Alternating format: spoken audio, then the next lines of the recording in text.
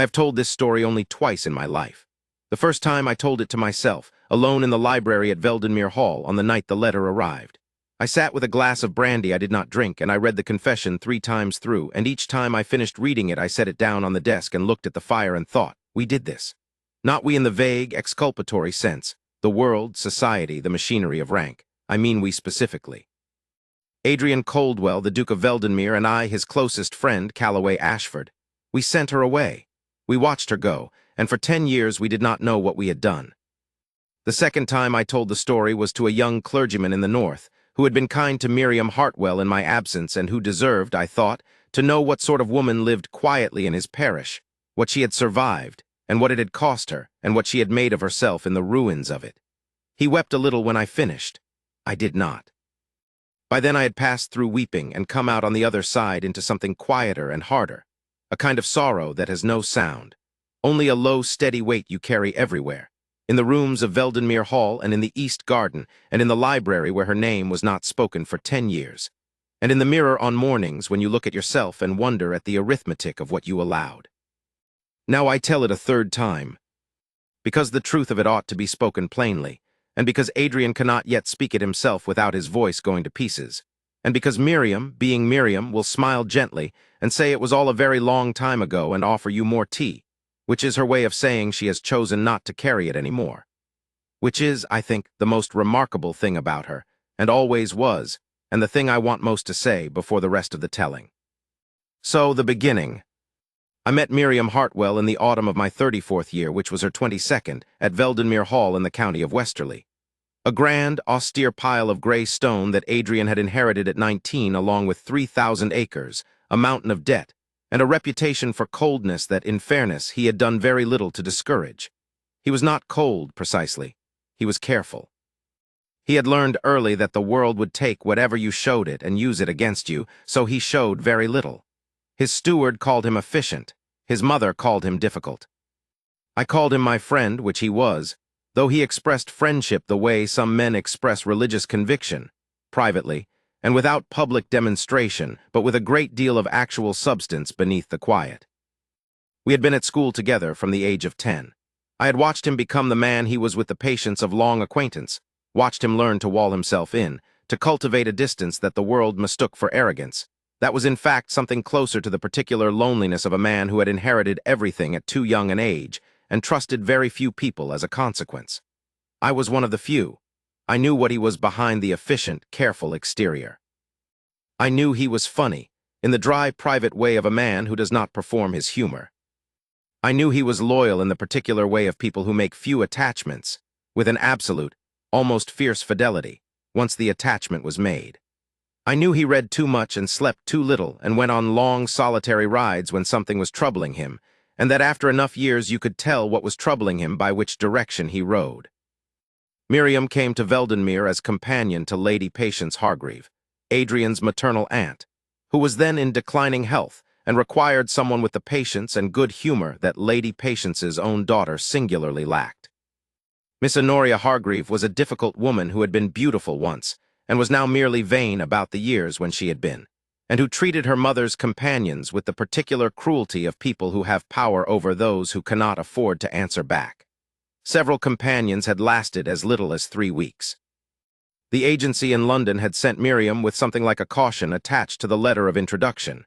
She is, the agency wrote, very capable and very steady, but I warn you she is not a woman who will pretend not to have a mind, and some households find that difficult. I do not know who arranged it. I know only that one morning in early October I came down to the breakfast room and there she was, helping Lady Patience with her shawl. And I thought, this sounds foolish, but it is true, I thought. Here is someone who is entirely herself, in a house full of people performing at being themselves. She was not beautiful in the manner the season rewarded. She was neither tall nor small, neither pale nor vivid, with brown hair wound simply at the nape of her neck and gray eyes that were, I later decided, her most remarkable feature, not for their color, but for the way they watched things, steadily and without either judgment or naivety, the way a person watches a fire and takes it seriously. She wore a gray wool dress that was clearly not new and was entirely appropriate, and she moved through that enormous breakfast room as though she had been moving through such rooms all her life and had simply privately long since decided not to be diminished by them. Not defiant, not performing equanimity, actually equal to it. The room was large and full of people and rang with conversation and the sound of the silver, and she was simply herself inside it. I liked her immediately. Adrian, being Adrian, did not speak to her for 3 days. He noticed her, though. I was certain of that from the first morning. He was a man of great observational precision. Adrian, he noticed everything, catalogued everything, kept it all behind those careful dark eyes. And Miriam Hartwell was the sort of person who, once you had seen her properly, was difficult to stop seeing. Not because she did anything to call attention to herself. Quite the opposite. She moved quietly, she spoke when spoken to, she attended to lady patients with a focused gentleness that was efficient without being cold. But there was a quality in her that was, I am going to say it plainly, because I think it was simply true. There was a quality of reality in her that most of the other inhabitants of Veldenmere Hall somewhat lacked, as though she were made of slightly firmer material. On the 4th day, he spoke to her because he had no choice. Lady Patience had developed a keen interest in the ornamental fish pond in the East Garden and required an arm to lean on while she inspected it, and Miriam had twisted her ankle slightly on the gravel that morning, and so it fell to Adrian to offer his aunt his arm while Miriam walked a pace behind. And at some point, Lady Patience said something. I was not close enough to hear what, and Adrian replied, and then Miriam replied to whatever it was. And I watched Adrian go still in the particular way he went still when something surprised him. The way a man goes still when he hears a note of music he did not expect and cannot immediately place. What did she say? I asked her once years later. She laughed and said she had corrected his description of the breeding habits of ornamental carp. He had been, apparently, quite wrong about the spawning season. She had been raised near a fish pond in Shropshire, she explained. She knew rather a lot about carp. That was Miriam. She did not correct him to be clever, or to show anyone she could, or because she had assessed the social situation and determined that a display of knowledge would serve her position. She corrected him because he was wrong and it was a fish pond and the truth seemed worth stating. That matter-of-fact quality, that plain fidelity to what was true, was in some ways the most dangerous thing about her, to him, I mean. Adrian had spent a great many years in a world where almost nothing anyone said to him was completely true, where truth arrived wrapped in flattery or strategy or the careful calculations of rank and inheritance. Here was a young woman with a slightly twisted ankle and worn boots and gray eyes, standing in the East Garden in October, in a house where she was employed as a lady's companion on a modest wage, who simply said, "Actually, Your Grace, the habits of ornamental carp are somewhat different than that."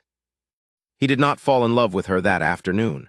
I want to be accurate about this, because in the telling of such things there is a temptation toward compression, toward locating the single moment of transformation and making it stand for everything. What happened in October was that he began to watch her, with the particular focused attention of a man who has found something he cannot yet name. He watched her read to Lady Patience in the evenings, choosing not the fashionable novels Lady Patience would not have admitted to preferring, but the particular histories and memoirs that Lady Patience actually wanted, knowing this through some quiet observation of what the old lady reached for in idle moments. He watched her manage the temperament of Miss Honoria, difficult, vain, accustomed to compliance, with a patience that was neither sycophantic nor defeated. Not performed patience, actual patience, of the kind that comes from having genuinely decided that a person's unpleasantness is their own problem and not yours, and that you can be kind to them anyway without it costing you your dignity.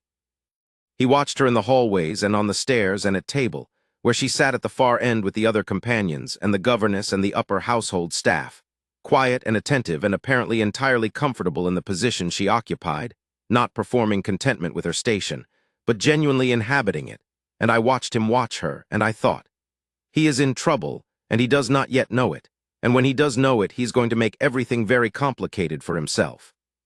She was a debtor's daughter, and she knew it, and she did not pretend otherwise. Her father, a solicitor of Shrewsbury, had died with his affairs in a condition generously described as complicated, which had left Miriam, the eldest of 3, in the position of finding employment with all possible speed, and conducting the whole business with enough competence that her younger sister could remain at school for 1 more year. She had been placed at Veldenmere through a clerical connection, and she was paid a modest wage that was not as modest as the previous occupants of her post had accepted, because she had negotiated it quietly with the agency before accepting the position. She sent a portion of it north to her sister every quarter. She told me this over time, in fragments, the way a person tells you about themselves when they trust you enough but not so much that they are performing trust. She spoke of it without either apology or complaint. It was her situation. She was handling it. She was going to continue handling it until it was sufficiently handled, and then she would handle whatever came next. I found her company tremendously refreshing. In a house full of people who wanted things from each other and spent a great deal of energy managing those wants, she was a person who wanted only what she said she wanted, which was the position, the wage, and to do the work well. I liked to talk with her in the mornings while Lady Patience took her rest, in the window seat of the green sitting room where the light came in slant and cold and pleasant. We talked about books, mostly. She read widely and without deference to fashion, and she had opinions about what she read that were not the opinions of someone who had been told what to think about books, but of someone who had actually thought about them herself. Adrian joined us once, in the window seat, in the 3rd week of October. He arrived ostensibly looking for a particular volume of Cicero he had misplaced, and then did not, apparently, find it, because he remained for an hour, standing by the bookcase, occasionally contributing to the conversation on the subject of the volume of Gibbon Miriam and I had been discussing. He did not sit down. He stood for an hour in that particular way of his, contained and precise, and he contributed more to that conversation than I had heard him contribute to any social exchange in recent memory. And when Lady Patience rang her bell and Miriam made her apologies and left the room, Adrian stood for a moment in the space she had vacated, and then found the Cicero immediately and went back to his study. It had been on the shelf directly in front of him the entire time. Lady Cecilia Frome arrived in November. I disliked her at once. That is not retrospective. I disliked her at once in the moment of her arrival, before I had formed any reason to, and I have since considered whether that dislike was anything more than the ordinary irritation of a man who sees a change coming that he does not want. Perhaps some of it was that. But I think it was more than that, and the basis for it was specific. She entered Veldenmere Hall the way a person enters a place that is already theirs, with the unhurried confidence of ownership, and she looked at the assembled household with eyes that were cataloguing rather than seeing. And when she spoke to me, it was with the particular warmth of a woman who has already assessed your relevance, and is granting you the exact portion of warmth that relevance warrants, which in my case was cordial and slightly insufficient. She was beautiful in the manner the season rewarded. Fair, tall, artfully dressed, in possession of fine connections and a very clear sense of the social arithmetic that made the Duke of Veldenmere the optimal solution to the problem of her situation. Her father and Adrian's had been friends of 30 years. There was an understanding, the sort of understanding that has never been spoken aloud, but has been assumed in the wallpaper of every conversation for the past 10 years. At every dinner, every letter, every invitation extended and accepted between the two houses. She came to Veldenmere in November as though coming to collect what was already hers. As though the hall, the title, the grounds, the library and the fish pond and the cold Duke himself were simply items on a list she was moving through at her own pace. She was not cruel in the loud, theatrical way of the stories. She was cruel in the quiet, precise way of someone who has never been required to be otherwise. She looked at Miriam Hartwell on the afternoon of her arrival, took her full measure in approximately 4 seconds with those assessing eyes, categorized her as beneath consideration, and set about ignoring her with such complete efficiency that it was almost artful. Almost not quite, because occasionally, in an unguarded moment, when she thought no one was attending, her gaze would flicker to Miriam and there would be something in it that was not quite indifference. A sharpness. The way a person looks at an obstacle they have not yet found occasion to address, and are measuring the distance to it, and have not yet decided on the method. I noticed it. I did not know what to make of it. I filed it in the back of the mind, where you put things you cannot yet identify, and told myself I was perhaps reading too much into a look. December came. The hall filled for the Christmas fortnight, cousins, friends, the neighboring families, the honorable this and the lady that. Adrian was occupied with the business of being host, which he performed with the same careful efficiency he applied to everything, and I drank too much claret and played too much cards and watched the moving pieces on the board with the particular detachment of a man who is a guest in his friend's life and knows it, and who watches his friend's life being arranged around him by forces he is not sure his friend has chosen and is not sure his friend wants. In the first week of December, I found Adrian alone in the library late one evening, not reading, which was significant. He always had a book open when he was alone, had done since we were boys, so that the absence of the book was as telling as a weather vane pointing in a new direction. He was standing at the window that looked toward the east garden, which was dark, and he was very still, and he did not hear me come in for a moment. When he did, he turned, and I said nothing, and he said nothing. And after a while I poured us both a drink, and he took his, and we stood at the window together in the dark. He said, "She argued with Cecilia at dinner tonight." I said, "Miriam." He said, "Yes." I said, "What about?" He said, "Something in the account books." Cecilia made a remark. She had been making remarks all evening, small ones, the kind you cannot easily object to because they are too small, too deniable.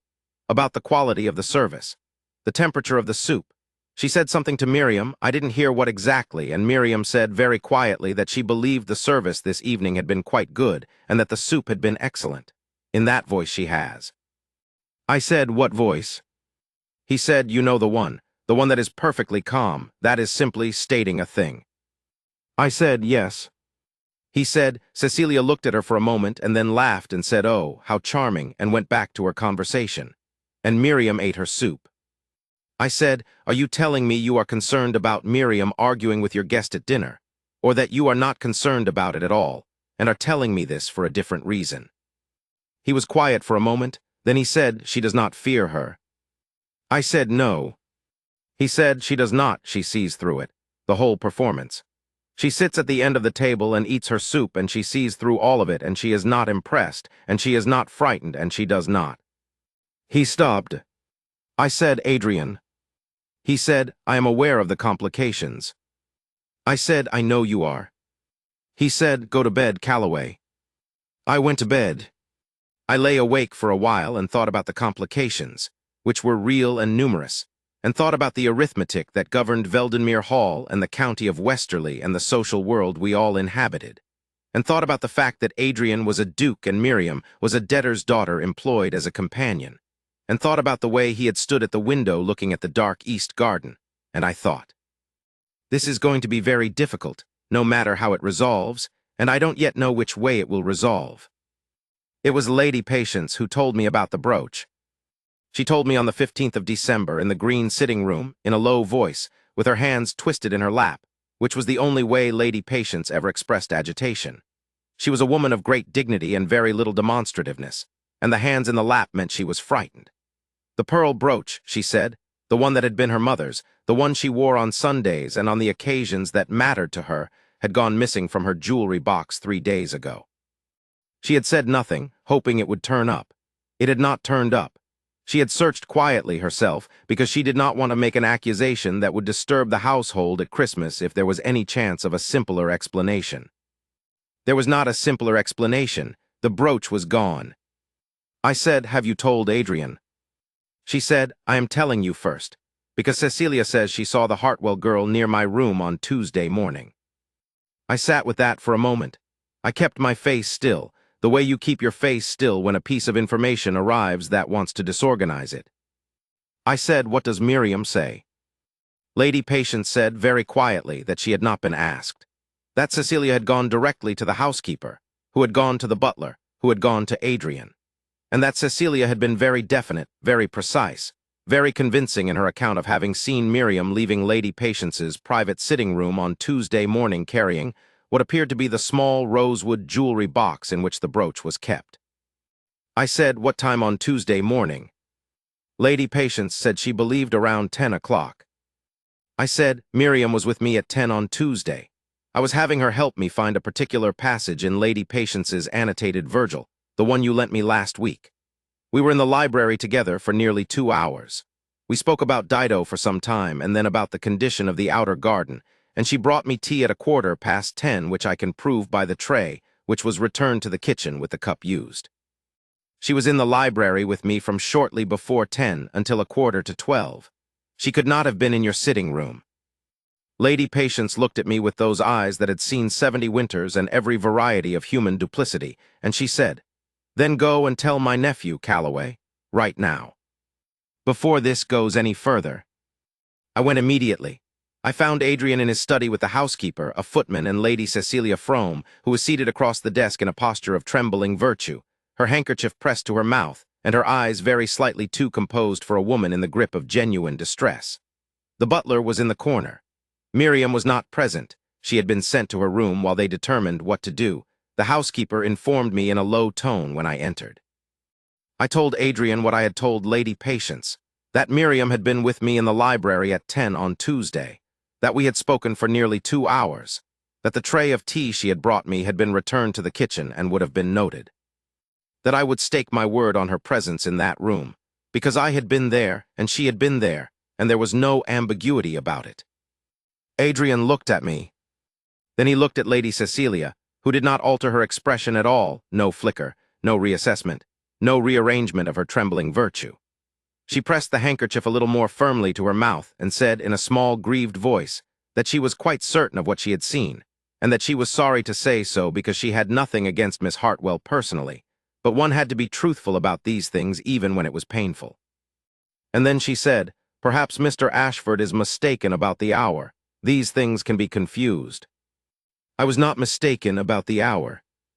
I told her so, clearly and without raising my voice, because I was Adrian's friend and this was his house and his study and his household and his decision, and I was going to give him the information he needed to make the correct decision, and I was going to give it to him with as much clarity and composure as I could manage, because anything else would make it easier to dismiss me.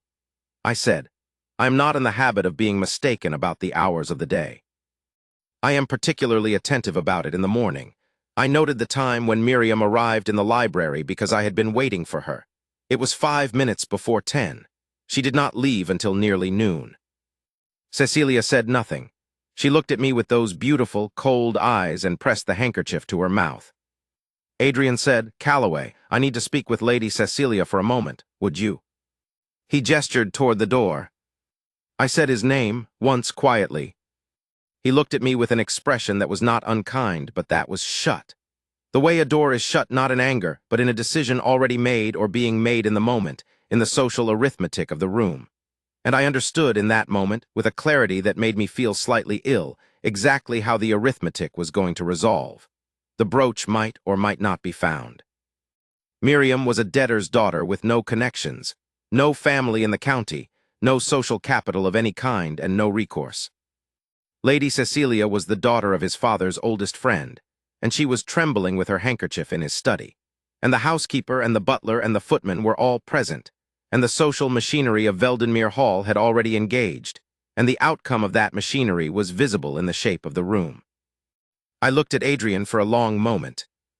He held my look steadily, with the expression of a man who knows exactly what is being said to him, and is choosing, in that moment, the thing that is easiest, and knows that he is choosing it and cannot quite stop himself. I left the study. I went directly to Miriam's room. She was seated at the window when I came in, with her hands in her lap and her back straight, and the December garden gray and bare beyond the glass. She did not turn immediately. When she did, I saw her face, and it is the expression I have carried with me for 10 years, the one that comes back to me at odd moments in the middle of a conversation in the first seconds after waking. She was not weeping. She was not frightened, or not only frightened. There was something in her that had always been beyond fear in the sense of being beyond panic, beyond dissolution.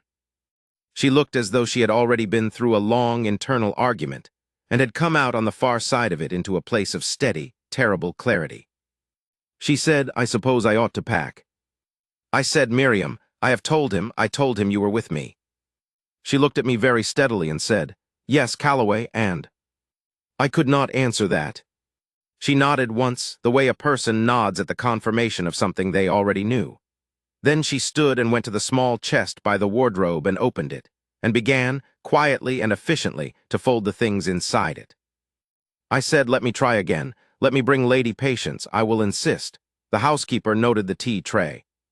She said, without looking up from her folding, "It will not matter." I said it might. She turned to look at me then, and her gray eyes were perfectly clear, and she said, "Calloway, he has decided. You know this. He has decided because it is easier to decide as he has decided, and because easier is what is available to him right now, and because I am a debtor's daughter with worn boots who has been here 8 weeks, and she has been there in one form or another all his life, in every expectation ever made of him, in every conversation between his father and hers. This is not a mystery. It is arithmetic. I said, it is wrong. She said, yes, it is wrong. I know it is wrong. I know you know it is wrong. I think he may know it is wrong. But wrong and possible are not the same thing, and I cannot make possible from the materials available. I said, where will you go? She said, north, I think. I have a cousin in Durham who takes in boarders. I will manage. She said it the way she said everything, quietly, practically, with no performance of either courage or defeat. I will manage.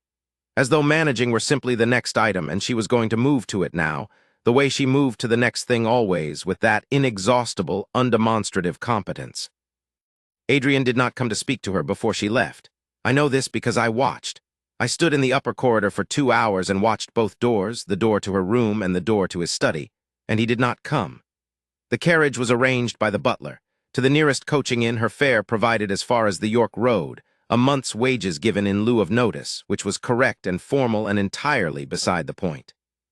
Miriam came down the stairs at 4:30 in the afternoon with a small trunk and a hat box and the gray wool dress, and she crossed the front hall with her back straight and her chin level, and she did not look toward the drawing room where I could hear Lady Cecilia's voice, and the sounds of the household going on as households do, the chime of the clock, the footman's footstep, the soft sounds of Veldenmere continuing. She looked at me. She said, thank you for trying. I said, I am sorry. I am profoundly sorry. I want you to know. She said, I know. The door opened, and the cold came in from outside, and she walked through it, and the door closed behind her, and that was the last time I saw Miriam Hartwell for 10 years. I have thought a great many times about what I should have done differently. I have revised the December of my 34th year more thoroughly than any year I have actually lived through, and the answer I arrive at is always the same, very little practically speaking. I could not force Adrian to believe me over Cecilia. I had no evidence that could be produced independently of my own testimony, which had already been assessed and set aside. The brooch remained missing. Lady Patience, when I returned to her that evening and told her what had happened, was already beginning to retreat into a bewildered, guilty grief.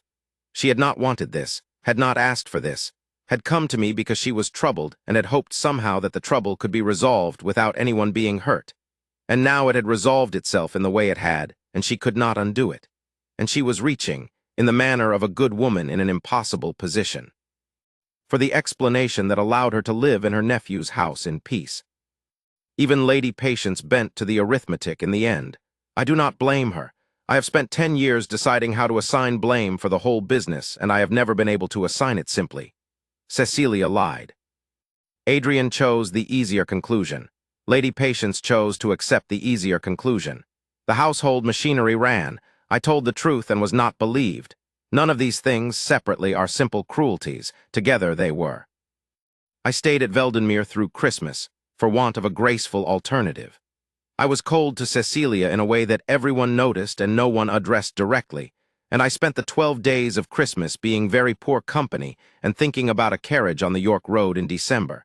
And on the 28th, I made my excuses and went back to London. Adrian and Lady Cecilia became formally engaged in January. The engagement lasted 11 months. I will not say I took pleasure in the dissolution, because to take pleasure in it would have required me to believe it meant something just. And experience had taught me by then that injustice undone in one direction does not retroactively repair itself in the other direction. The engagement ending did not mean Miriam Hartwell's reputation was restored. It meant only that Adrian had been deceived twice now instead of once, and that Veldenmere Hall was very quiet in November and would be quieter still through the winter. I watched him in the years after Cecilia. He was not broken in the loud way. Adrian did not break loudly. He calcified, grew harder and quieter, contracted into himself, and filled the available space with work and efficiency and long solitary rides in the early morning that exhausted 3 horses in the course of a year. But I knew his silences. I had known them since we were 10 years old. The silence that settled over Veldenmere after Cecilia's departure was not the silence of a man at peace. It was the silence of a man who understands, at some level below articulation, that he made a mistake he has not yet been able to name precisely, and the not naming is a kind of cowardice he is also aware of and cannot yet address. In the spring after Miriam's departure, I hired a man in London to trace her. He found the cousin's boarding house in Durham without difficulty, and found that she had stayed there for 3 months and then taken a position as a schoolteacher in a village called Aldwick Cross on the edge of the Dale country, and had held the position since. The school was a small one attached to the village vestry, serving the children of the local farms and the few village families. She was, the inquiry agent reported without my having asked for this detail, well regarded. I did not know what to do with this information, practically speaking. I filed it away. I did not tell Adrian. I told myself I was being careful, waiting for a moment when the information could be put to some useful purpose. But I think the truth is that I was waiting for something I could not yet name, the same way Adrian was failing to name something, and we were both failing in adjacent rooms, and neither of us would acknowledge it. In the years between Cecilia's departure and the letter, I visited Veldenmere in my usual pattern. The first week of November always, a habit we had kept since we were young men, and a week or so in the spring, and occasionally a fortnight in the summer when London became unbearable. I watched the hall in those visits the way you watch a place that is very much itself, but slightly altered, like a familiar face that has shifted in some indefinable way that you cannot name until you have seen it across several seasons, and understand that it is grief settled into the architecture. Veldenmere had always been a large and serious house. In the years after Cecilia, it became a quieter one. The rooms were kept. The estates were managed, by all accounts, with extraordinary efficiency. Adrian had always been good at the work of the dukedom, and difficulty seemed only to improve his management, to focus him in the way that people who process grief through productivity are focused. The tenants were well treated. The staff were well paid and well regarded. The library was expanded. A program of repairs to the north and east wings was undertaken and completed. To anyone looking from the outside, Veldenmere in the 4th and 5th years after Cecilia was a model estate run by a careful and serious man. But I knew what was not being said in those November weeks and spring visits. I knew what rooms he did not go into except when necessary. I knew that the green sitting room, where Lady Patience had told me about the brooch and which had been Lady Patience's room for 20 years before her death, was kept closed in a way that was not quite mourning and was not quite avoidance, but was somewhere uncomfortable between them. I knew that he walked in the East Garden in October at a time of mourning when he was unlikely to encounter anyone, and I had my theory about why, and I did not say it. We talked about many things in those years, books mostly, the management of the North Estates, the political situation which was always something, the friends we had in common and what had become of them. We talked as old friends talk who have been through enough together that the conversational surface is only a portion of what is being communicated. He did not mention Miriam. I did not mention Miriam. The name was present in every room we sat in together and absent from every sentence either of us spoke, which is a particular kind of weight, familiar to anyone who has carried it. In the 6th year after Miriam's departure, Adrian said her name to me for the first time. We were riding on the east grounds on an October morning. Always October in this story. October seems to be the season when Veldenmere requires honesty. And we had been riding for an hour in companionable silence, passing the fish pond without comment, which had by this point developed its own significance as a feature of our rides, the fish pond being where it had begun and both of us aware of that and neither of us saying so. The light came through the oaks in long amber angles, and the leaves were the color they always were at this time of year in Westerly, the particular russet and gold that you find in the north of England in autumn and nowhere else exactly. And Adrian rode with his eyes straight ahead and his hands very steady on the reins, and then said, without looking at me, "What became of her?" I did not ask him who he meant. I said, "She teaches school in a village in Durham." He said nothing for a long moment. The horses moved through the fallen leaves. He said, "You found her." I said, "I hired a man to trace her in the spring after she left. I thought it was something I should know." He said, "What is the village?" I said, "Aldwick Cross." He said nothing more about it. We rode back to the hall and the day proceeded, and that evening at dinner we talked about the harvest and the condition of the eastern road, and I did not know what he was thinking, and I did not ask. In the 7th year, he said, "If you had her address precisely." I said I could obtain it. He said, "I am not going to do anything with it. I would like to know." I said nothing to that. I obtained the address from the agent and gave it to him the following week. He took it without looking at me and placed it in the breast pocket of his coat, with the particular care of a man placing something he intends to keep.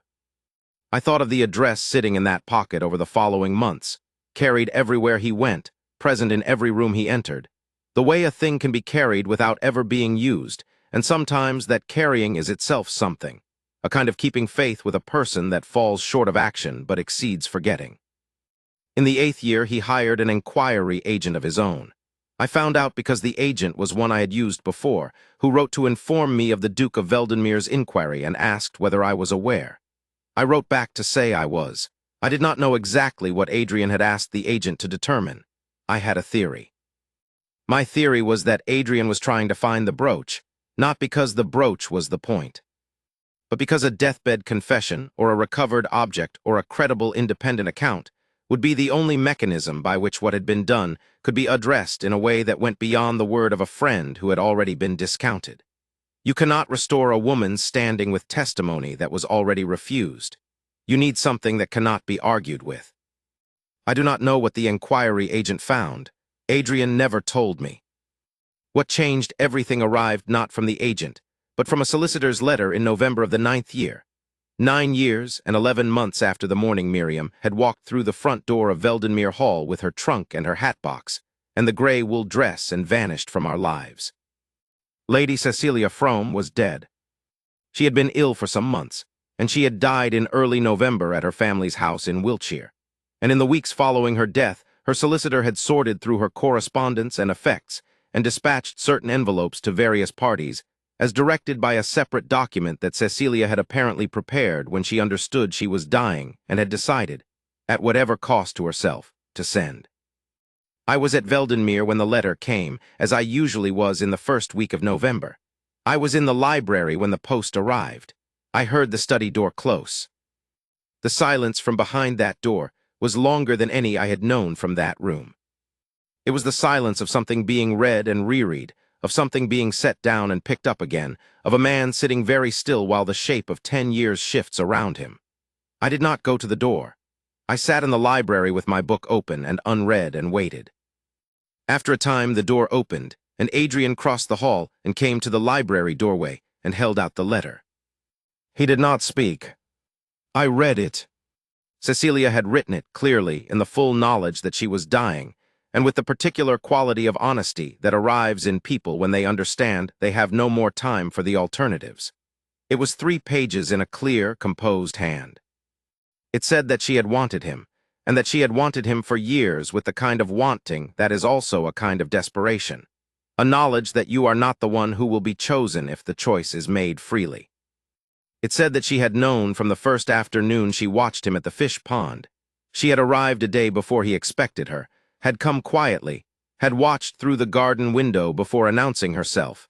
Exactly what she was looking at, what the quality of his attention was, in what direction it was oriented.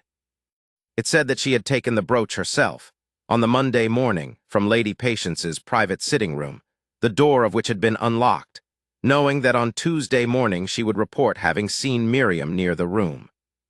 It said that she had not taken it in anger or even in any particular emotion. She had taken it, she wrote, with the same cold deliberateness with which she arranged everything, and she had been very certain that it would work, and it had worked, and she had spent the following 10 years not permitting herself to examine too closely what working had cost. It said she was sorry. The sorry ran on for some time in various directions, taking several different shapes, none of which was quite the simple, unornamented sorry of a person who had done a simple wrong. It was the sorry of a person who has spent 10 years constructing the architecture of justification and cannot quite dismantle it even now, even in the letter written for after their death, and knows this about themselves, and is sorry about that too in some additional layer. It said she had assumed, and here there was a kind of cold horror in the sentence, in its precision. She had assumed that a woman of Miriam Hartwell's abilities would find another position quickly, that the damage would be local and temporary, that she had not, in her calculations, accounted for how completely and permanently the machinery of reputation could be engaged by a single afternoon's work.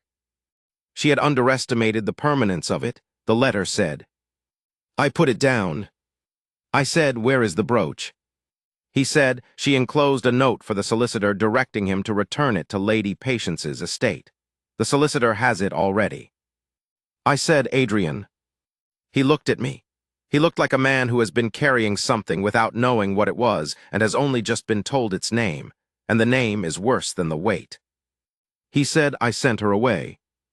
I said, "You did." He said, "You told me. You were explicit. The tray, the library, the hours." I said, "I told you." He said, "I thought you might be mistaken about the hour." There was a long quiet. The fire made its sounds. November outside was doing what November does in the county of Westerly. I said, "You did not think I was mistaken about the hour." He was very still. I said, "You knew I was not mistaken. You chose to prefer uncertainty to certainty, because certainty was going to cost you something you were not prepared to pay." He said quietly, "Yes." I said, "I know." He said, "That is the part I cannot." I said, "I know." He said nothing for a moment. Then he said, "Callaway, Aldwych Cross." I said, "Yes." He said, "I cannot simply arrive on her doorstep 10 years later, and—" I said, "Why not?" He said nothing. I said, "She has been teaching school in the North for the better part of a decade because of what was done to her in this house. She carried it without breaking. She built a life from the materials available, which is what she has always done. The very least you can do, the absolute minimum, is come to her door and tell her that you know the truth. Regardless of what she does with that, regardless of what comes after, she deserves to be told." He said, "Yes." It was not a triumphant yes. It was the yes of a decision that has taken 10 years to arrive at and knows the full weight of what it is committing to. We went north in the first week of December. 2 days by coach to the market town of Harston, then by hired trap south along the Dale Road to Aldwych Cross, a journey through country that grew increasingly itself as we traveled, the landscape opening into wide gray skies and stone walls running across the fells, the villages set low in the folds of the hills as though they had been placed there not by planning, but by weathering, simply settling where they found shelter over centuries. I had not been to this part of the country before. It had a quality of absolute indifference to the concerns of the South, which I found, in that particular moment, appropriate. Adrian sat across from me in the trap and said very little, which was his way, and I did not press. There was nothing more to be prepared in any case. He had prepared what he had to prepare, and now it was simply a matter of arriving, which is the hardest part of most things. Aldwych Cross was a small village on the edge of the dale. A church with a square tower, a handful of farms climbing the slope on the north side, a public house with a painted sign showing a crow and a hammer, a smithy, a shop. The schoolroom was attached to the vestry of the church, as the inquiry agent had reported, and there was a window in it from which light came even on a December afternoon, and behind the light and the glass was the sound of a voice. I knew it before we were at the door. Not the words, the stone was too thick, but the quality of it.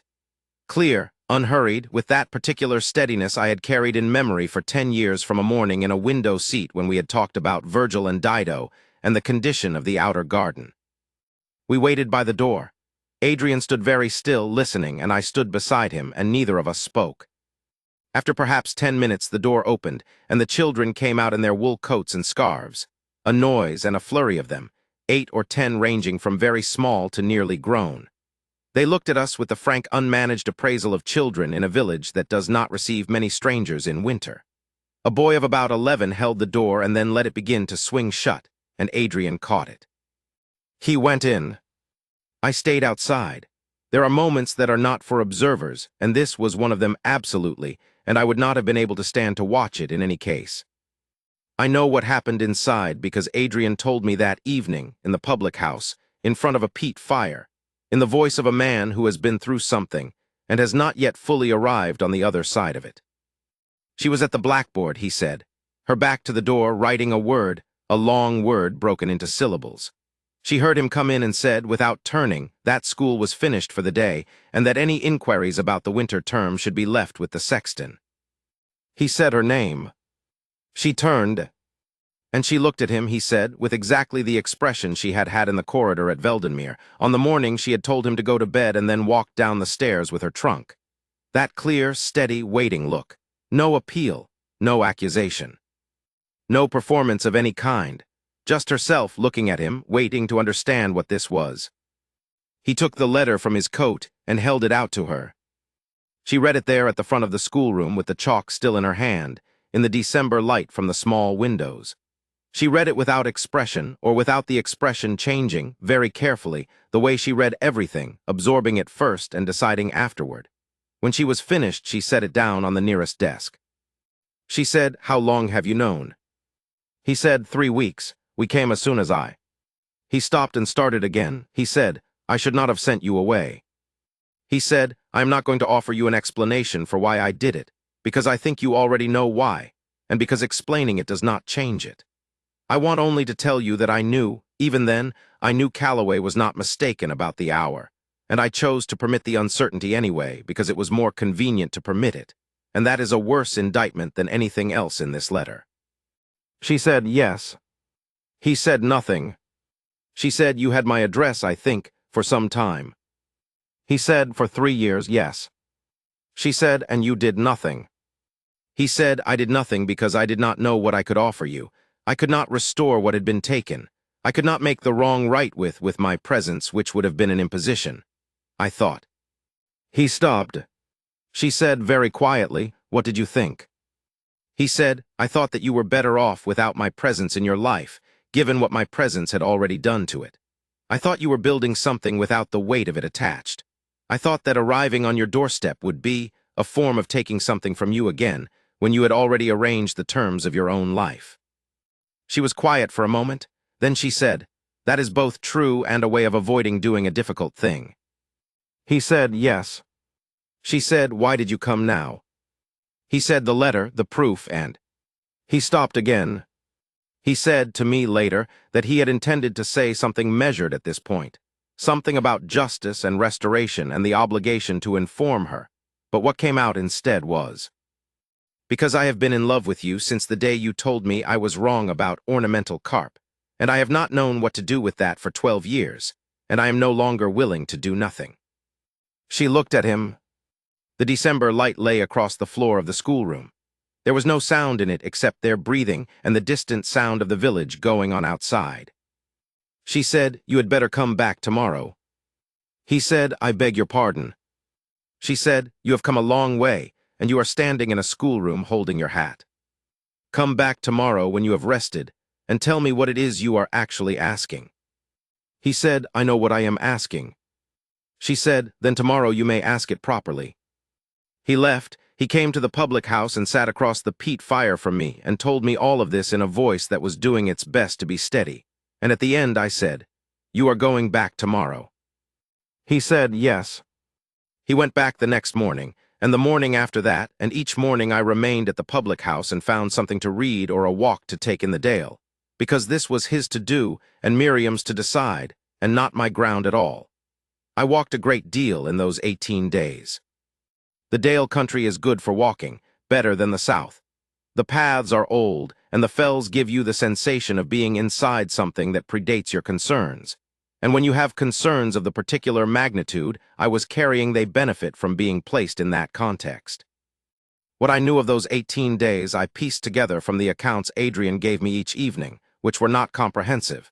He was not a man who narrated his own interior in detail, even after a long friendship, but which gave me the shape of it. He and Miriam did not speak every day of those 18 in the schoolroom or at any dramatic length.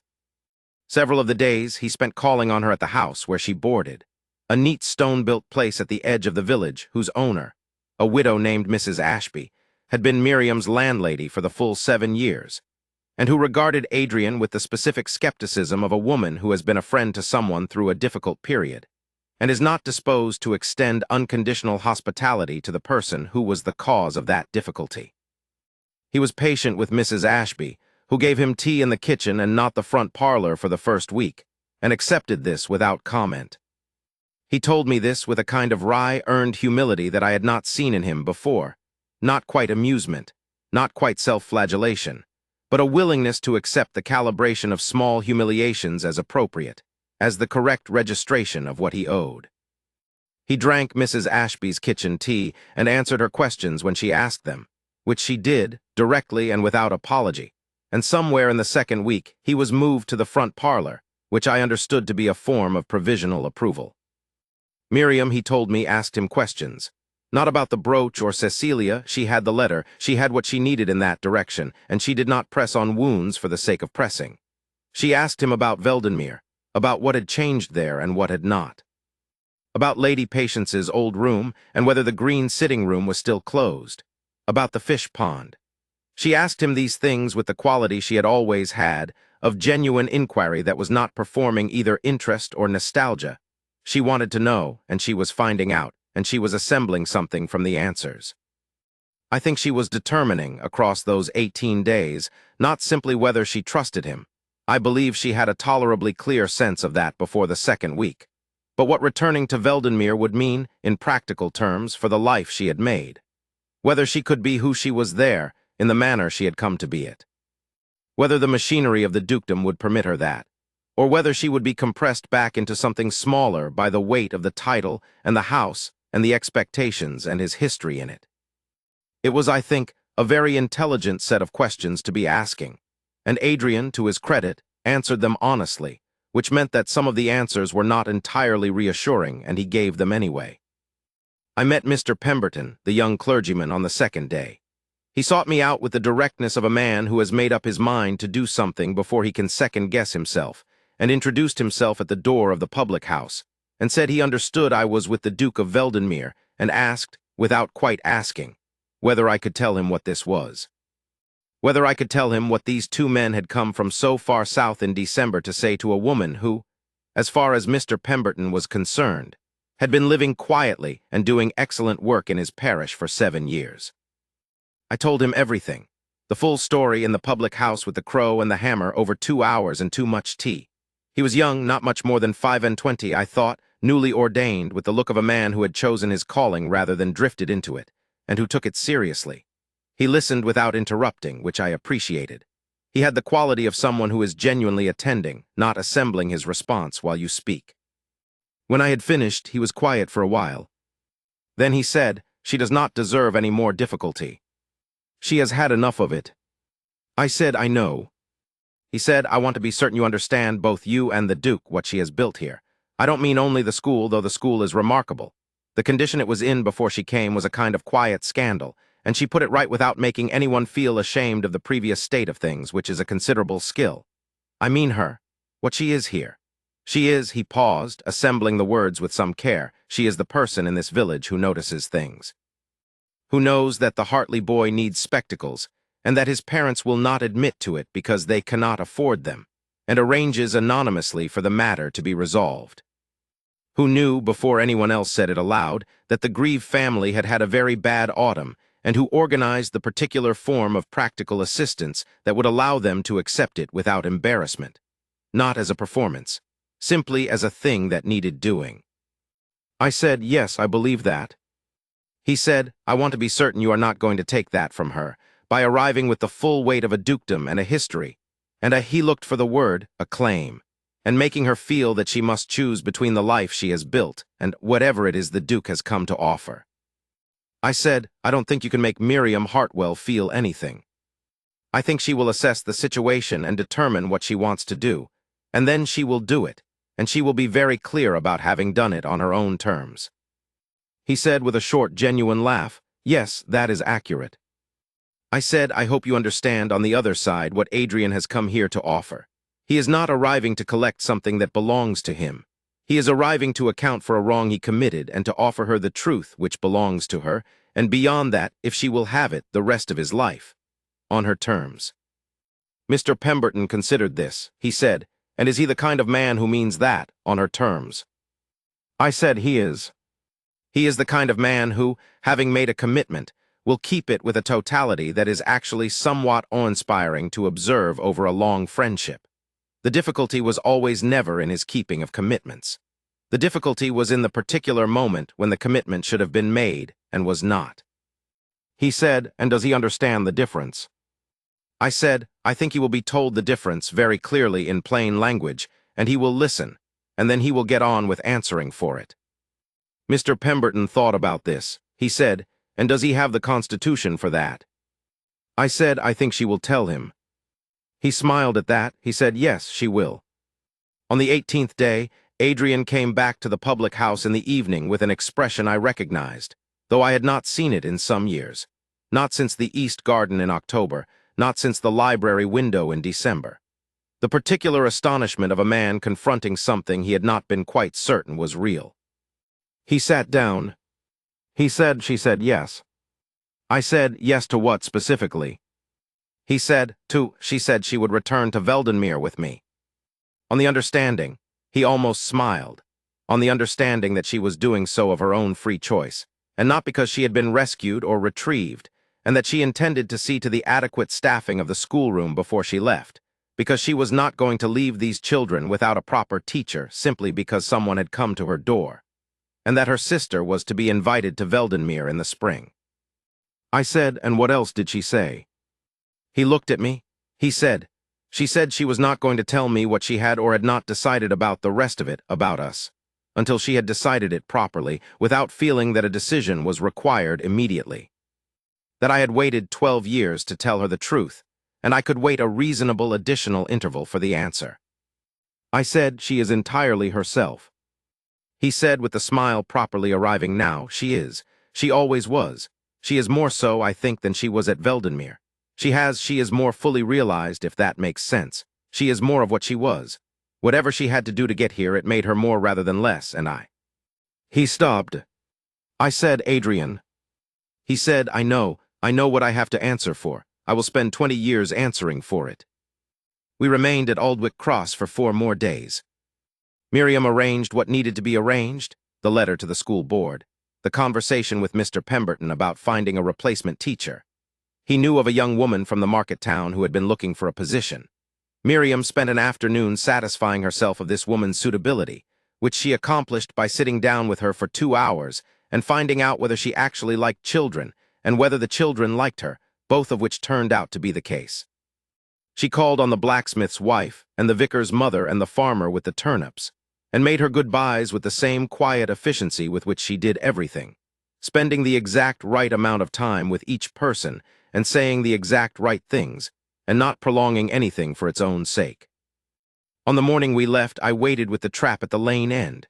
The village was beginning its day around us, the smith's fire already lit, the smell of bread from the house opposite, the sounds of the dale coming down from the fell in the cold December air. Adrian went to the schoolroom door. I could not hear what was said from where I stood. I watched him stand at the door and Miriam come out in her coat. The coat was a good gray wool, newer than what she had worn to Veldenmere 12 years before, which is the kind of detail you notice, and which means something small with a trunk and the hat box.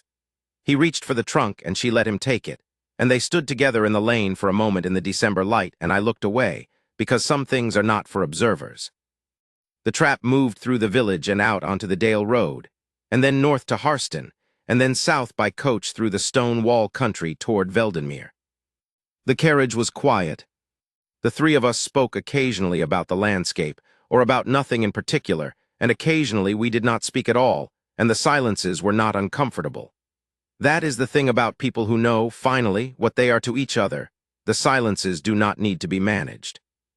Adrian and Miriam were married in the spring, in the church at Veldenmere village, in the smallest gathering that could be arranged without impropriety. Mr. Pemberton, who had traveled south for the occasion and seemed genuinely delighted to be there, which endeared him to me thoroughly.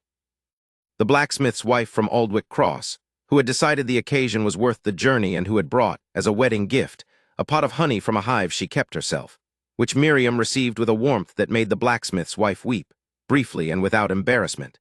Miriam's younger sister, a lively young woman of 18 who wept throughout the ceremony and declared herself very glad loudly several times, and I, who stood beside Adrian at the altar and watched Miriam come down the aisle. She came alone, with no one to give her away, because she had decided there was no one whose prerogative that was. It was April, and the light in the church was the particular light of an April morning, cool and clear, coming through the old glass in the way of old glass that softens everything slightly without dimming it. She wore a dress that was not white but a warm, pale gold, which was her choice and which suited her entirely, and she walked with that quality she had always had, that absolute inhabitation of herself, not performing composure, simply composed in the manner of a person who has been through enough to know exactly where she is and has decided to be there.